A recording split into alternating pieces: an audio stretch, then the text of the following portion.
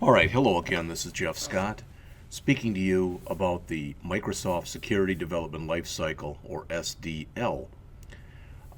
We've gone over several presentations, and I'm about to do a demo of the Microsoft Threat Modeling Tool 2016. But before I do, I want to back up just a little bit and one more time go over this. The stuff that I'm going to show you right now, there's about 20 slides. It'll take 5 to 10 minutes, but it's all stuff directly from Microsoft.com/SDL, or the Security Development Lifecycle website. Again, here is the Security Development Lifecycle in a nutshell. We've gone through the core security training. I went through 14 different lectures on different things, such as establishing the security requirements, security and privacy risk assessment, establishing design requirements, analyzing the attack surface. We're talking threat modeling right now. We're going to go on and continue to talk about the approved tools. I've talked about some of the unsafe functions. We've talked about static analysis. I may have mentioned a little bit about bug bars. But I've given lectures on both static and dynamic analysis. We're going to get into fuzz testing next. I've gone over an overview of attack surface. I mentioned to Doug that I don't really feel comfortable talking about incident response plan because that would be specific to a location, plus I don't think I have that expertise. We've gotten into a little bit about the final security review and talked a little bit about releasing, etc. But really, most of the stuff that's in here I'm going to look at as being specific to your organization. So, as it says, the SDL itself, even though I gave talks on 14 different things, it really consists of 17 different phases. The idea is, as mentioned here, you're building more secure software. You're addressing security compliance requirements from the beginning. Since you're doing that, you will also be reducing development cost. So if we look at these, and again, these are all hyperlinked. I'm not going to go out to any of them, but they're all different things on the SDL timeline, so to speak. So the core security training, again, things like secure design, threat modeling, secure coding, security testing, best practices, those are all things we've gone over.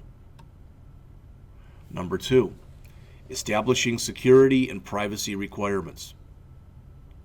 As they say, by doing that early in the life cycle, you make it easier to identify key milestones and deliverables. Quality gates and bug bars. So the idea is when you start to identify these risks, you start to identify and you threat model and you figure out what your possible problems are, then you're going to go and prioritize them. And as necessary, you may create bug bars, as mentioned right there.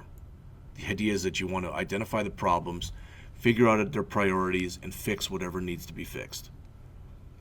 Number 4, perform security and privacy risk assessment. As it says, which portions of the project will require threat modeling and security design reviews before release?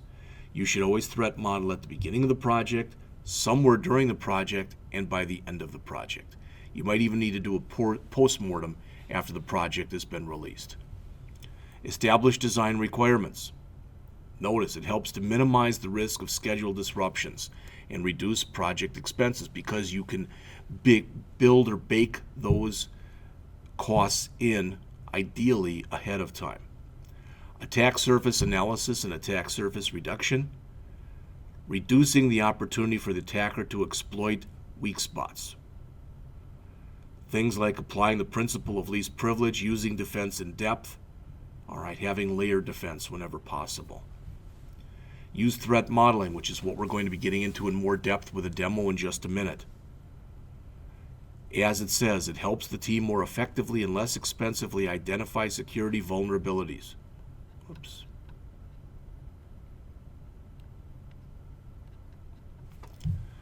Use approved tools. Microsoft has a bunch of tools that they'd recommend over other tools. Some work, some don't work well, some barely work at all. As it says, they're keeping the list regularly updated means the latest tool revisions are used. It's right up there with making sure that you keep your software patched. Deprecating unsafe functions. So you look through legacy code, and when you find these functions that have been on the 100 or more that have been on Microsoft's banned list, ideally you will get those out of your code. What Microsoft is finding is by getting rid of these deprecated functions and not using them in future development, most of the patches that they're having to put in are patches on older legacy code, not so much patches on newer code. Performing static analysis. Again, to help ensure that secure coding policies are being followed. Performing dynamic, so static and dynamic analysis. We've had lectures on these. Fuzz testing, which again we're going to go into in the next set of lectures. Inducing program failure by deliberately introducing malformed or random data to an app. So there's two kinds of fuzz testing, basically positive and negative. With positive, you're putting in the kind of inputs that you would think that the program or the software is expecting to make sure it handles them correctly. But then you've got negative fuzz testing where you're putting in things that they wouldn't expect to have just to see how the program reacts to them. Attack surface review.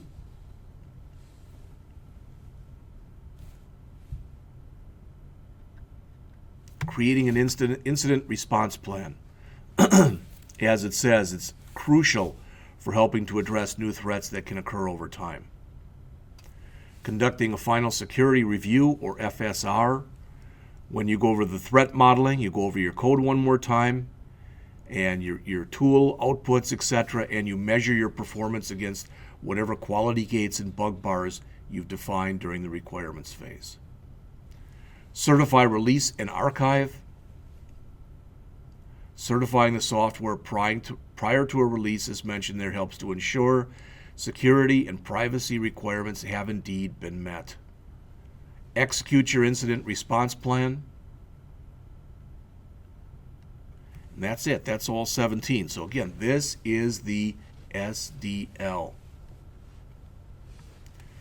So what I've done is I've come in here and I've created a bunch of different, and this is actually a little bit old, but I've created all the lectures that you see right here.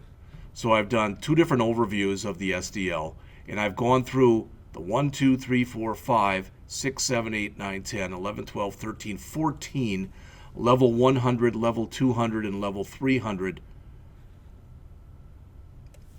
units that Microsoft has.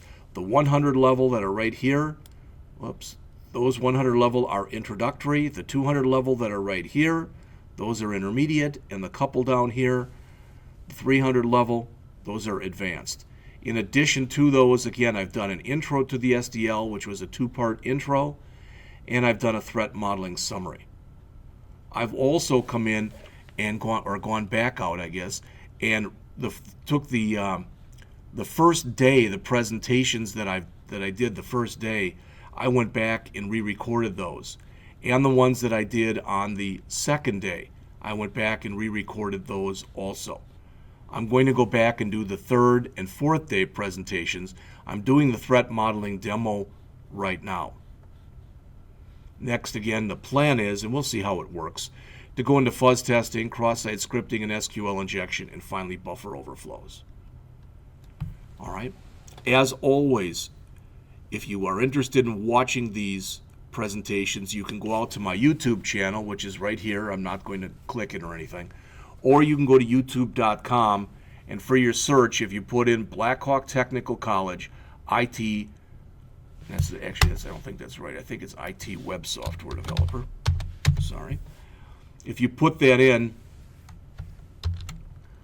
you're going to get somewhere around 600 videos, just for the heck of it.